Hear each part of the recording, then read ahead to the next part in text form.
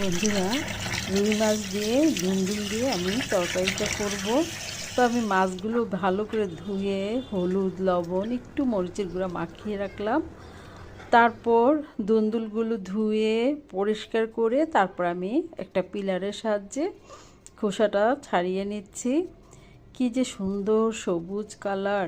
আর এই দুন্দুলগুলা অনেক বেশি মজার। আর এখন যত পারি আমরা এই ধরনের তরকারিগুলি খাবো। ঠান্ডা তরকারি মন প্রাণ জুড়িয়ে যায়। দুন্দুল ঝিঙ্গা খুবই মজার। তো আমি এখন মাছটা ভেজে নিলাম, রুই মাছটা হালকা ভেজে নিয়েছি। আর ওই মাছের তেলে আমি পেঁয়াজ বাটা দিয়ে দিলাম, রসুন বাটা দিয়ে দিলাম, তারপর দিয়ে দিলাম মরিচের গুঁড়ো, হলুদের গুঁড়ো, স্বাদ মতো লবণ। তো দিয়ে আমি কষিয়ে নিচ্ছি ভালো করে। দিয়ে দিলাম ভাজা জিরের গুঁড়ো 1 চা চামচ। তারপর আমি ঝিঙ্গাটা দিয়ে দিলাম, দুন্দুলটা দিয়ে দিলাম। দিয়ে তারপর আমি একটা আলু দিয়েছিলাম সাথে অফ ক্যামেরায়।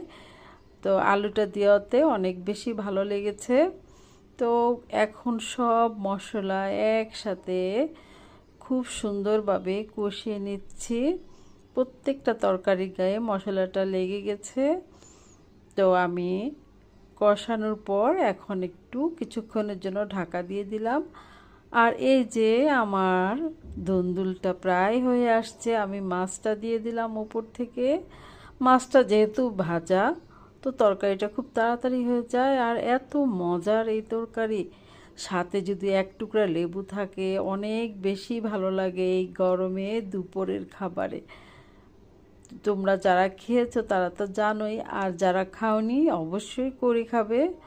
খুবই মজার একটা তরকারি। তারপর আমি দিয়ে দিলাম উপর থেকে ধনিয়া পাতা কুচি, এতে করে স্মেলটা আরও বেশি ভালো আসে। তো কেমন হয়েছে আমার কারিটা অবশ্যই কমেন্ট করে জানাবে। যারা ইউটিউব থেকে দেখছো তারা আমার চ্যানেলটা অবশ্যই সাবস্ক্রাইব করে দিবে প্লিজ। আমার অনুরোধ রইল তোমাদের প্রতি। তোমাদের ভালোবাসা থাকলে আমি এগিয়ে যেতে পারবো ইনশাল্লাহ। আর আমিও সবার পাশে আছি। যারা আমাকে আমার পেজ থেকে যারা আমাকে সব সময় ভালোবাসা দিচ্ছে, সাপোর্ট করছে, তাদের প্রতি রইল আমার অনেক অনেক ভালোবাসা, অনেক দোয়া। তোমরাও সামনে এগিয়ে যাও, এই দোয়া সব সময়। সবাই ভালো থেকো।